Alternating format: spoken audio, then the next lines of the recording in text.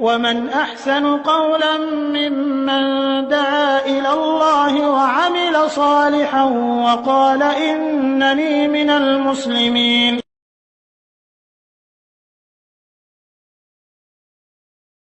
আসসালামু আলাইকুম রহমতুল্লাহ বারাকাতু।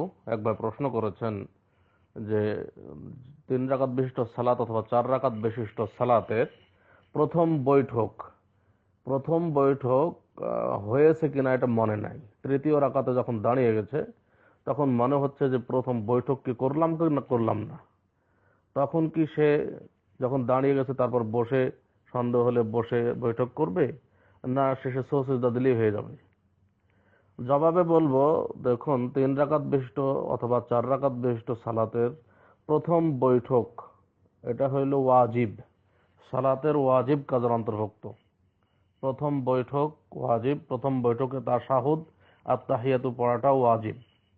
অতএব যদি আপনার ছুটেই যায়, আপনার মনেই হলো 2 রাকাত পরে আপনি উঠে দাঁড়িয়ে গেছেন তৃতীয় রাকাতের জন্য, তারপর মনে হচ্ছে আমার বৈঠক হলো না, আপনার যদি ইয়াকিনই থাকে তারপরেও আপনাকে আর বসে যেতে হবে না, বরং একেবারে শেষ বৈঠক করবেন।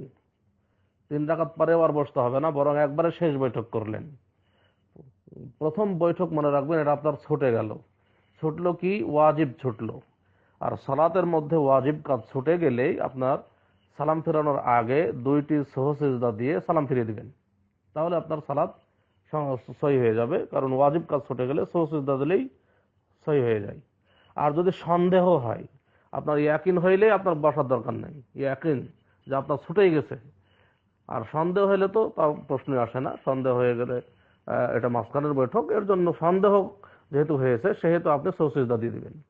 যেহেতু পালন হয়েছে কি হয় নাই এর সন্দেহ, সেহেতু অবশ্য আপনি সুজদা দিয়ে দিবেন। সালাম ফেরানোর আগে 2টি সুজদা দিয়ে সালাম ফিরিয়ে দিবেন, তাহলে ইনশাআল্লাহ আপনার সালাত সহি হয়ে যাবে।